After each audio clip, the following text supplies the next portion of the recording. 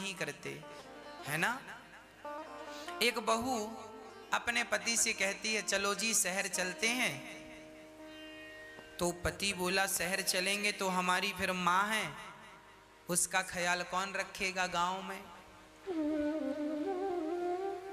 तो बहू ने कहा माँ अपना बनाकर खा लेंगी, क्या जरूरत है उनके पास रहने की, माँ के चक्कर में हमारे बच्चों का भविष्य बिगड़ रहा है। थोड़ी देर बाद पता चला कि उसका अपना बेटा वो कहीं गुम हो गया। अब वो पत्नी जो थोड़ी देर पहले पति से कह रही थी चलो माँ को छोड़कर चलते हैं, अब जब उसका बेटा गुम हो गया सो लगी रोने, मेरा बेटा भी यहीं था, कहाँ चला गया। पूरे गांव में ढूंढा, सब जगह देखा, कहीं उसका बेटा। लगी रोने रोने लगी। पति ने कहा क्या हुआ।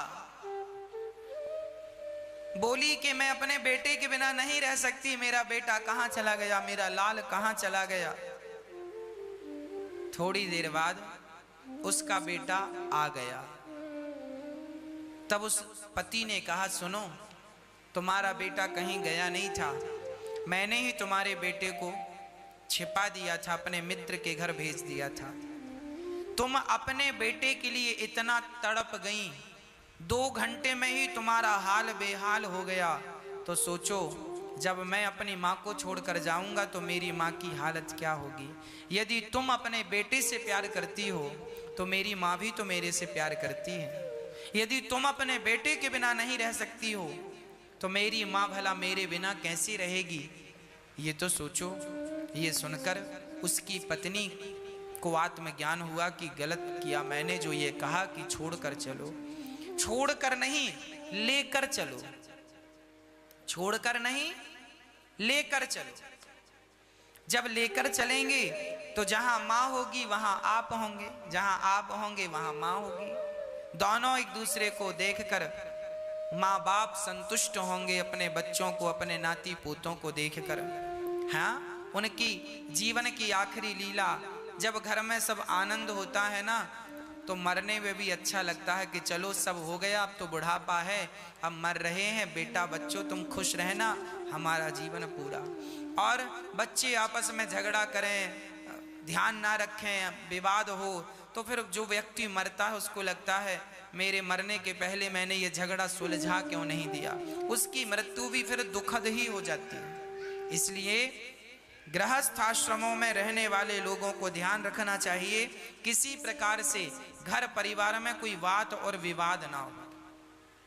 हर विवाद से बचना चाहिए। भाई से भाई का विवाद ना हो, पति से पत्नी का झगड़ा ना हो, माँ सास बहू का कोई विवाद ना हो, देवरानी से जेठानी का कोई विवाद ना हो। बड़े प्रेम से घर में रहकर जीवन को आनंद पूर्वक जीना चाहिए। पर शास्त्र में लिखा है तरुणी प्रभुतागे। घर में नई नई बहुओं की चलती है। एक जगह तो मैंने सुना कि सारी बहुएं तो बहुत अच्छी हैं, पर कुछ बहुओं के बारे में मैंने सुना कि एक बहू आई, अपने शादी होके विदा होके मायके से पहली बार आई ससुराल। उसी दिन जिस दिन उसके पांव घर में पड़े उसी दिन उसने अपने पति को अपनी सास से अलग कर दिया। उसी दिन घर का बंटवारा कर दिया, बोले हम रहेंगे नहीं, हमें अलग रखो। उसी दिन वो अपने पति को लेकर चली गई, उसी दिन जिस दिन वो ससुराल है। ऐसा भी मैंने सुना कि कुछ लोग ऐसे हैं जिस दिन आते हैं उसी दिन तोड़ फोड़ चालू हो जाती है। तो भगवान ऐसी बहुओं से बचाएं जो आती तोड़ फोड़ करें। सच्ची बहू तो वो है, अच्छी बहू तो वो है जो तोड़ने ना आए बल्कि जोड़ने आए। तोड़ने वाली कैंची और तलवार होती है, जोड़ने वाले सुई होती है। एक दर्जी था, वो कैंची से कपड़ा काटता और कैंची पांव के नीचे दबाता और सुई से बटन लगाता और सुई को पगड़ी में सजाता। एक छोटे से बच्चे ने बहुत देर तक ये दृश्य देखा और कहा बाबा आप अपने कैंची को पांव के नीचे रखते हैं, सुई को पगड़ी के ऊपर, ऐसा क्यों? तब उस दर्जी ने कहा बेटा ये कैंची काटने का काम करती है, तोड़ने का काम करती है, इसलिए हम इसे पांव के नीचे दबाते हैं, और सुई सदा जोड़ने का काम करती है, इसीलिए अपने पगड़ी पे अपने माथे पे सजाते हैं। बस जो जोड़ने वाला होता है वो माथे पे पलकों पे बिठाने लायक होता है। जो जोड़ने वाला है पलकों पे बिठाने के लायक है, जो तोड़ने वाला है वो पाँव में ही दबाने के लायक है। इसलिए बहुत समझदारी से गृहस्थ आश्रम को चलाया जाए, अपनी विवेक क्षमता से चलाया जाए, सात्विक बुद्धि से चलाया जाए। आनंद इसी में है। अरे जीवन आनंद से जियोगे, मजा आएगा जीने का। और यूं भागते रहोगे लड़ते झगड़ते, इसमें कोई स्वाद नहीं है। पूरी जिंदगी नरक हो जाती है। नारद जी कहते हैं तरुणी प्रभुता गे है शाल को बुद्धिदायक। आजकल सलाह लोग अपने माता पिता से नहीं लेते, आजकल साले साहब से सलाह लेते हैं। और शास्त्र कहते हैं दीवार बिगाड़े आरो और घर बिगाड़े सारो। दीवार में ज्यादा आलमारी काट लोगे तो दीवार कमजोर पड़ जाएगी, और घर में ज्यादा साले साहब का इंटरफेयर रहेगा तो घर भी कमजोर पड़ जाएगा। इसलिए सालों से सावधान। धृतराष्ट्र ने भी एक साला घर पे ही रखा था। क्या नाम था साले का? शकुनी। धृतराष्ट्र ने साले को घर में रखा तो साले ने, मामा जी ने सत्यानाश कर दिया, है ना। इसलिए सारे साले ऐसे नहीं हैं, हम सबको नहीं कहते, पर इतिहास उठाकर देखेंगे तो मामा, चाहे आप शकुनी मामा ले लो, सुनना मैं सारे युगों की घटना सुनाऊंगा। शकुनी मामा ले लो। शकुनी मामा कौरवों के लिए खतरनाक, भांजों का सर्वनाश कर दिया ना। कंस मामा ले लो, भगवान कृष्ण को ही मारने लगे सगे भांजे को। माहिल मामा भी एक प्रसिद्ध हुए हैं। और इस कलयुग में बाहुबली पिक्चर में कौन से मामा है? कटप्पा मामा। कटप्पा ने मार दिया बाहुबली को। इसका मतलब भैया ये देखो पिक्चर भी बन गई ना। हम ये नहीं कहते सारे मामा खतरनाक हैं, पर कटप्पा जैसे मामा कब पीछे से तलवार डाल दें कोई भरोसा नहीं भैया। कटप्पा जैसे मामाओं से भी बचने की जरूरत है, और शकुनी जैसे मामाओं से तो बहुत दूर रहने की जरूरत है। ये तो जुआ खिलाने वाले मामा है। तो भैया कुसंग से बचिएगा कि निवेदन ये है। मामा अच्छे भी होते हैं। मामा तो मामा मतलब डबल माँ का प्यार जहां मिलता है, माँ का डबल प्यार जहां मिले वो मामा है, मामा। पर जीवन में हमेशा गुरुजनों से, माता पिता से सलाह लेनी चाहिए, ये शास्त्रों का वचन।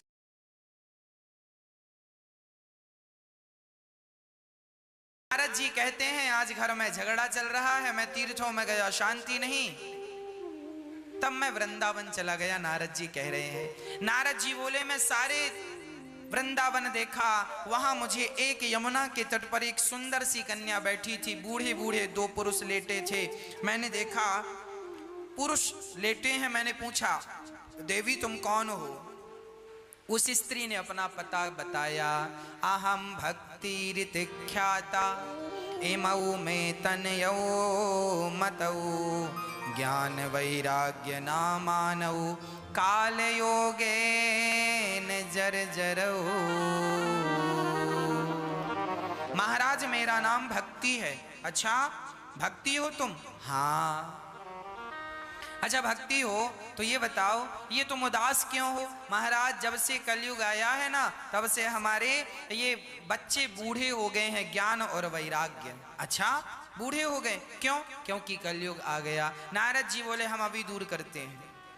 गीता सुनाई, वेद पुराण सुनाए, पर ज्ञान वैराग्य और भक्ति का दुख बिल्कुल दूर नहीं हुआ। तब नारद जी ने भगवान से प्रार्थना की प्रभु इनका दुख कैसे दूर होगा? देवी तुम कहाँ से हो? उत्पन्ना द्रवणे साहम वृद्धिम कर्णाटके गता क्वचित क्वचिन महाराष्ट्रे गुर्जरे जीर्णताम गतः। मैं द्रवण देश में उत्पन्न भई, कर्नाटक में पली बढ़ी और महाराष्ट्र में मुझे कहीं कहीं सम्मान मिला, गुजरात में तो मैं बुढ़ी हो गई। भक्ति महारानी हृदय में उत्पन्न होती है, कानों से कथा सुनने से भक्ति बड़ी होती है, और भजन के बिना समय व्यतीत तो हो जाए तो भक्ति महारानी बूढ़ी हो जाती है ना। और भजन मिलता रहे तो भक्ति भगवान, जैसे दिया में तेल डालने से दिया सदा जलता रहेगा, उसी प्रकार कीर्तन भजन भगवान से जुड़े रहने से आपके हृदय की भक्ति सदा जवान रहेगी, और नहीं तो भक्ति बुढ़ी होकर के सो जाएगी। लोगों के अंदर भक्ति है पर बूढ़ी भई पड़ी है, लोग ना कथा सुनते हैं ना कीर्तन करते हैं, जो सुनते हैं उनकी भक्ति जवान है, वो बड़े आनंद से अपना जीवन यापन कर रहे हैं। नारद जी बोले ठीक है, मैं तुम्हारे दुख का कोई उपाय ढूंढ कर लाता हूँ। नारद जी सारे तीर्थों में गए, जब बद्रीनाथ पहुंचे तो वहां 4 संत मिल गए, और चारों संतों ने कहा कथम ब्रह्मन् दीन मुखः कुतश्चिंता तुरो भवान त्वरितं गम्यते कुत्र कुतश्चागमनम तव। बताइए आपके आने का उद्देश्य क्या है।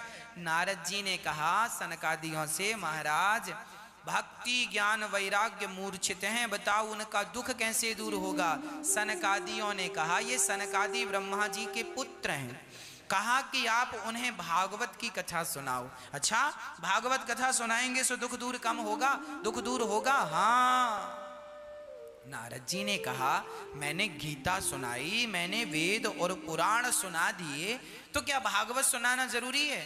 संतों ने कहा वेद पुराण और गीता ये सब इन्हीं का सार सार भागवत जी में है। सर्व वेदेतिहासानां सारम सारम समुद्धृतम, सबका सार भागवत में है।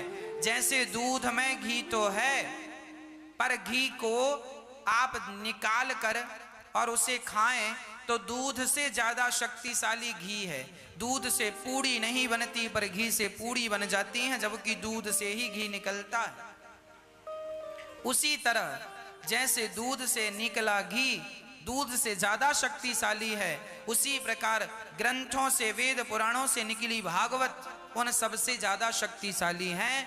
भागवत श्रवण करने वाले का निश्चित उद्धार होता है, निश्चित कल्याण होता है।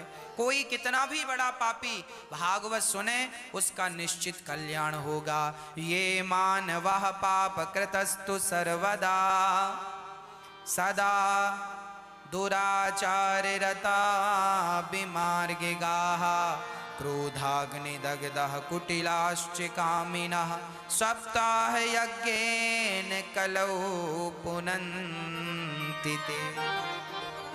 कितना भी बड़ा पापी हो भागवत से मुक्ति होगी। तब कहा ठीक है, तो हरिद्वार में सनकादियों की 4 आसन लगाई गई और कथा स्टार्ट हुई। सदा सेव्या श्रीमद् भागवते कथा यस्याः श्रवण मात्रेण हरिश्चित्तं समाश्रये। भागवत कितनी बार सुननी चाहिए? बार बार सुननी चाहिए। जीवन में भागवत 1 बार नहीं, 2 बार नहीं, बार बार सुनते रहो। जितनी बार सुनेंगे उतनी बार आपका कुछ नयापन लगेगा, उतनी बार आप सुन के अपने हृदय को पावन करेंगे, पवित्र करेंगे। नारद जी की बात, सनकादियों की कथा सुनकर भक्ति महारानी प्रकट हो गई। महाराज मेरा सारा दुख दूर हो गया भागवत सुन करके। नारद जी दंग रह गए, भागवत से दूर हो गया। ताता थैया करके नाचने लगी। अच्छा, और कीर्तन करने लगी। भक्ति सुतौ तौ तरुणौ गृहीत्वा प्रेमई के रूपा सहसा विरासीत। श्री कृष्ण गोविंद हरे मुरारी नाथेति नामानि मुहुर्वदन्ति। श्री कृष्ण गोविंद हरे मुरारी हे नाथ नारायण वासुदेव। बोलो श्री कृष्ण गोविंद हरे मुरारी हे नाथ नारायण वासुदेव। श्री कृष्ण गोविंद हरे मुरारी हे नाथ नारायण वासुदेव। ये कीर्तन भक्ति महारानी का बनाया हुआ कीर्तन है। ये कीर्तन जब कोई करता है ना तो भक्ति महारानी बड़ी प्रसन्न होती है। इसलिए हमें रोज चलते फिरते उठते बैठते खाते पीते सोते जागते बस कहना चाहिए श्री कृष्ण गोविंद हरे मुरारी हे नाथ नारायण वा। भक्तों, हुआ यही कि श्री आत्मदेव जी को एक दिन धुंधकारी ने बहुत मार लगाई लाठियों से। पैसे दो पैसे दो। जीवन भर माँ बाप बच्चों को पैसा देते हैं, जीवन भर सारी संपत्ति देते हैं, और फिर भी बच्चे माँ बाप से कहते हैं तुमने हमारे लिए क्या किया, क्या किया तुमने हमारे लिए। बेटा, तुम्हारी जिह्वा पर कीड़े क्यों नहीं पड़ गए उस टाइम जब तुम अपने माँ बाप से ये कह रहे थे कि तुमने हमारे लिए क्या किया। अरे माँ बाप से ये प्रश्न करने वाले तुम कौन होते हो?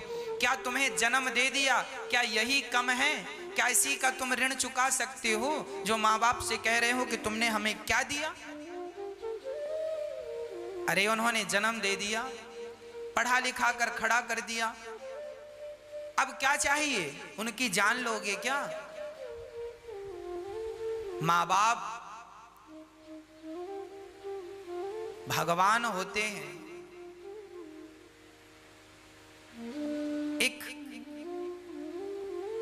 कुंडली के नाम के भक्त थे। इनके माता पिता तीर्थ यात्रा में गए। कुंडली के एक ही बेटा था अपने माँ बाप का। माँ बाप बहुत प्यार करते थे, मेरा कुंडलीक मेरा कुंडलीक मेरा कुंडलीक बेटा है, बहुत प्यार करते थे। एक दिन माँ बाप ने बढ़िया सी लड़की देखकर अपने बेटे का विवाह कर दिया। कुंडलीक की दुल्हन आई तो अब दुल्हन को पाकर कुंडलीक दुल्हन के पक्ष में हो गया और माता पिता की सेवा करना बिल्कुल भूल गया। माँ बाप की तरफ देखता भी नहीं। माँ बाप बड़े दुखी रहने लगे। राम राम, जब से दुल्हन आई अब हमारा बेटा तो हमें पानी को भी नहीं पूछता। पत्नी से पूछ लेता है कि माँ बाप ने भोजन कर लिया।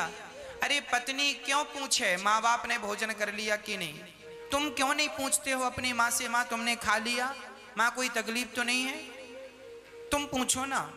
लोगों के भरोसे माँ बाप की सेवा कब तक करोगे?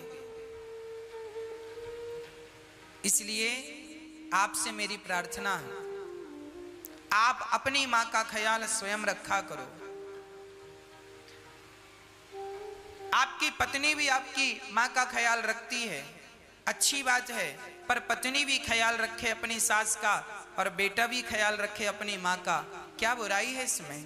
पत्नी भी पूछे कि माँ जी आप क्या खाएंगी, आपका स्वास्थ्य कैसा है, आपको कोई तकलीफ तो नहीं है, और बेटा भी यही सवाल पूछ ले माँ से, तो इसमें हर्जा क्या है, बुराई क्या है? पर आज पत्नियों ने जैसा कह दिया वो वैसा मान लेते हैं। पत्नी ने कह दिया कि माँ ने खा लिया, सो ठीक है, माँ ने खा लिया होगा। ठीक है, आपकी पत्नी बहुत अच्छी है, सेवा भी करती है आपकी पत्नी आपकी माँ की, सास ससुर की, पर आपका भी तो कर्तव्य है कि आप बेटे हैं, अपनी माँ से पूछें, 2 मिनट उनके पास बैठें, पांव दबाएं। कुंडलीक अपनी माँ को बिल्कुल भूल गया और पत्नी का ही गुलाम हो गया, पानी को भी नहीं पूछता। पत्नी कहती है मैं थक गई हूं। सो कुंडलीक अपनी माँ से कहता, माँ भोजन क्यों नहीं बना देती हो, माँ बर्तन क्यों नहीं धुल देती हो? माँ ने सिर पे हाथ रखा, राम राम, जिसके घर में जवान बहू है वो बहू आराम कर रही है और सास से कह रही है तुम बर्तन धुल लो, पर चूंकि अब माँ बाप को रहना था, खाना था, सो बेचारी माँ बर्तन धुलती है, भोजन बना के बेटे बहू को खिलाती है, और बहू आराम फरमा रही थी। कुंडलीक की पत्नी, दोनों बुढ़ा बुढ़ी बड़े परेशान रहने लग गए।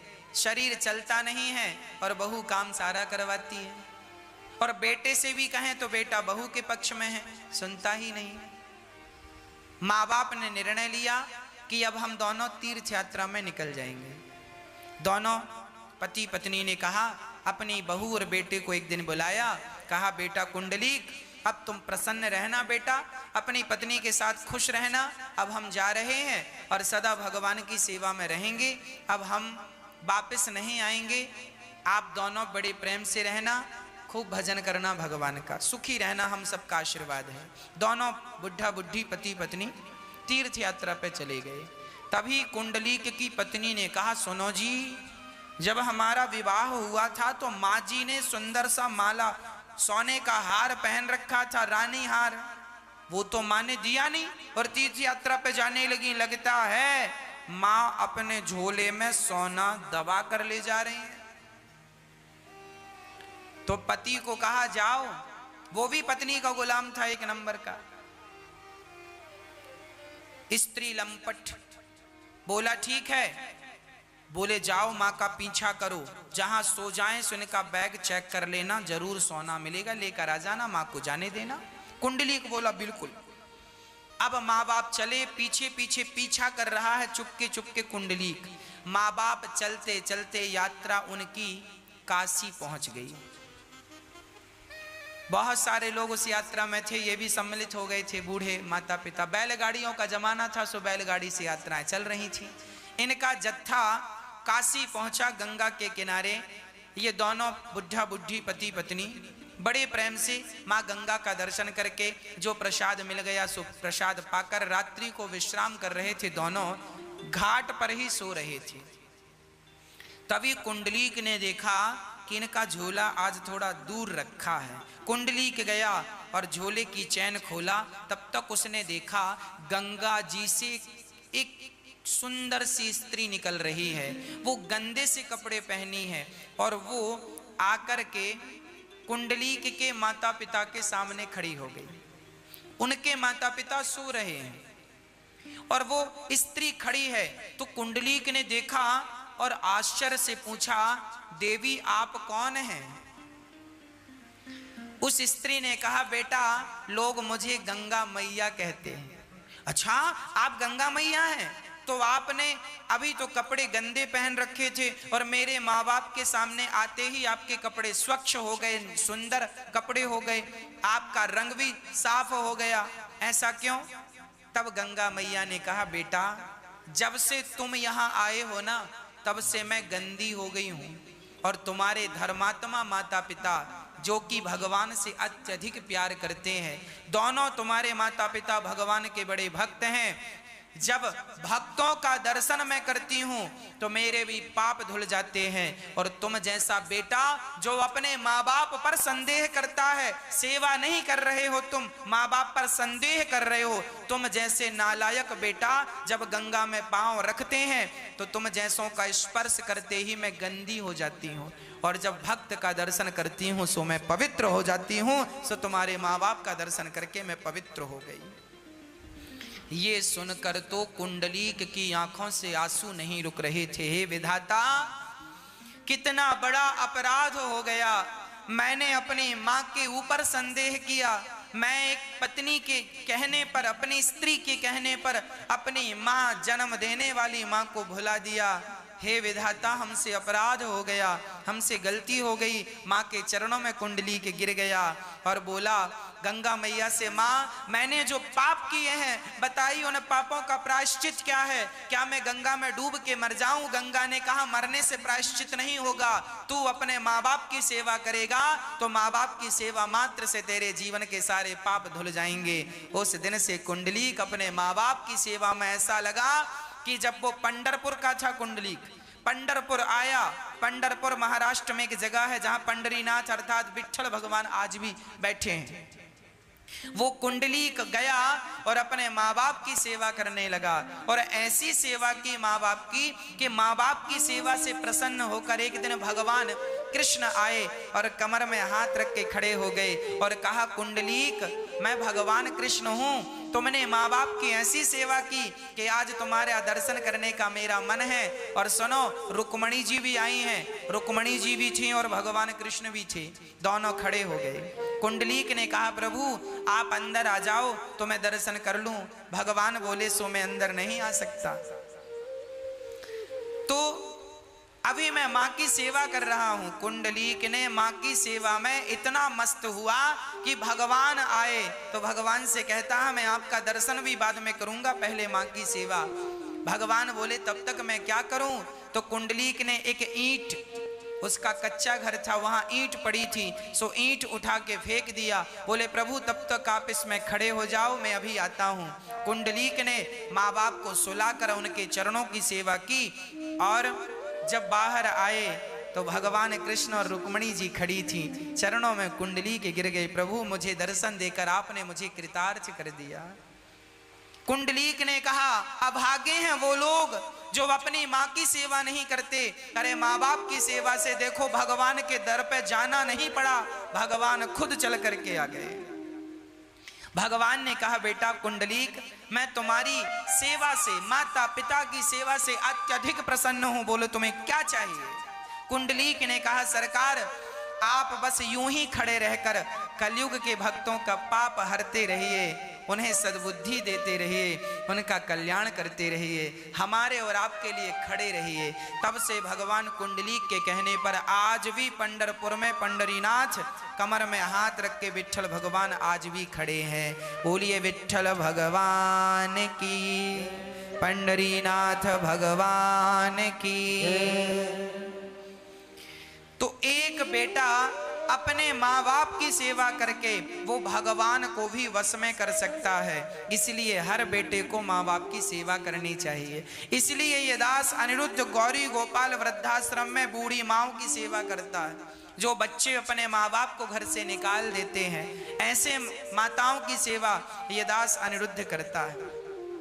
ऐसे माँओं के चरण दबाना, ऐसे माँओं की सेवा करना, उन माँओं से रोज हाल चाल पूछना, उन माँओं को कोई तकलीफ कोई कमी तो नहीं है, इस बात का ध्यान ये दास अनिरुद्ध रोज रखता है। यहाँ सभी माताएं रहती हैं और इन माताओं का प्यार आशीर्वाद हमें मिलता है। आप भी इन माँओं की सेवा करते हैं, आप भी अपने सहयोग से इन माँओं की सेवा करते हैं। याद रखना सबसे बड़ा भजन है, सबसे बड़ी भक्ति है सेवा। जब आपका ये शरीर और आपका ये धन किसी के काम आता है तब शरीर और धन दोनों का होना सफल हो जाता है। मैं इस शरीर से माँओं की सेवा करता हूँ और आप लोग अपने धन से माँओं की, आप कोई एक माँ को गोद ले, आप चाहें तो किसी एक माँ को गोद लेकर माँओं के जीवन भर के भोजन की व्यवस्था कर सकते हैं। आप किसी एक माँ का सहारा बन सकते हैं। यहाँ गौरी गोपाल वृद्धाश्रम में माताएं रहती हैं, पूरा आश्रम माताओं से पैक हो गया है।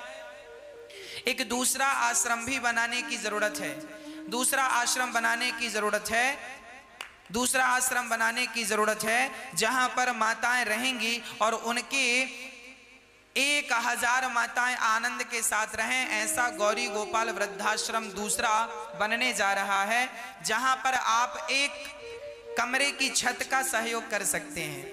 गौरी गोपाल वृद्धाश्रम में आप एक कमरे की छत बनवाकर वृद्ध माओं को समर्पित कर सकते हैं। आपकी दी हुई छाया में मेरी माताएं रहेंगी, मेरी बूढ़ी माताएं रहेंगी।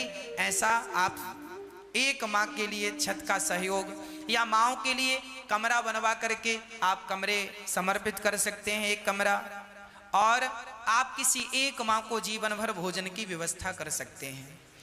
1000 माताओं के रहने की, खाने की माताएं लगभग नित्य आ रही हैं भक्तों। अभी तो कोरोना काल में अभी साधन बंद हैं, ट्रेन इत्यादि, और नहीं आना है, सबने लॉकडाउन लगा रखा है सरकारों ने, तो माताएं अभी तो नहीं आ रही हैं। पर जितनी माताएं हैं उनकी सेवा चल रही है। कुछ कुछ माताएं आती हैं, उनको रखा जाता है। हाँ, और अभी कोरोना काल में जो माताएं आती हैं उनको अलग रखा जाता है सभी माताओं से क्वारंटीन के भाव से, ताकि 15 दिन ये अलग रह लें और भोजन प्रसादी बराबर उनको दिया जाता है, सब बराबर। और जब सब ठीक होता है तो उनको रख लिया जाता है। अभी कोरोना काल की बात कर रहा हूँ। बाकी यहाँ नित्य जो माताएं रह रही हैं सो रह ही रही हैं। अब माताएं रोज आ रही हैं, हर दूसरे दिन कोई ना कोई माँ पहुँचती हैं। तो ये माताएं जब आती हैं तो इन माँओं के रहने के लिए एक दूसरा आश्रम बनाने की अत्यधिक जरूरत है। अभी हमने एक दूसरा गौरी गोपाल वृद्धाश्रम पैक हो गया, तो एक दूसरा आश्रम किराए से लेके रखा है। उस आश्रम में माताएं रहती हैं, वो किराए के आश्रम में माताएं रहती हैं, और वो आश्रम गौरी गोपाल पैक हो गया है, सो किराए से लेके रखा है। जल्दी से गौरी गोपाल वृद्धाश्रम दूसरा बनेगा, जहां 1000 माताओं की कैपेसिटी है, रहने की क्षमता है। आप सभी उस आश्रम के निर्माण में आप भी किसी एक माँ का सहारा बन जाएं। छत का सहयोग, कमरे का सहयोग, आप किसी एक माँ को जो सहयोग देना चाहें, उन माँ के आंसू पहुँचने में आप जिस प्रकार की हेल्प करना चाहें, मदद करना चाहें, करें। साथ ही यहाँ गौरी गोपाल वृद्धाश्रम में गौरी गोपाल अन्न क्षेत्र भी चलता है। यहाँ हजारों संत रोज पेट भर के बड़े आनंद से प्रसाद ग्रहण करते हैं। आप देख रहे हैं गौरी गोपाल अन्न क्षेत्र यहाँ नित्य चलता है। हजारों संत गृहस्थ लोग प्रेम पूर्वक भोजन करते हैं। आप भी इन संतों के भोजन के लिए एक दिन का अन्न क्षेत्र आप करा सकते हैं, एक दिन की प्रसादी आप बंटवा सकते हैं। ये वही साधु संत हैं जो नित्य भगवान का भजन करते हैं। फुटपाथ पे कुछ लोग रहते हैं, भोजन ग्रहण कर लेते हैं, तो हम भोजन का सहयोग तो कर ही सकते हैं। इस कोरोना जैसी महामारी के बीच में, जहां लोगों को कोई काम नहीं है, रोजगार नहीं है, जिनके पास कुछ नहीं है, वो तो 2-2 रोटी के लिए भी परेशान है। आओ हम और आप कुछ उनका सहयोग करें। तो यहाँ कुछ भक्तों के सहयोग से, आप सभी भक्तों के योगदान से यहाँ अन्न क्षेत्र निरंतर चलता है। आज के प्रसाद में, आज यहाँ रोटी प्रसाद था, कढ़ी प्रसाद है, चावल प्रसाद है ना, सब्जी प्रसाद है, दाल चावल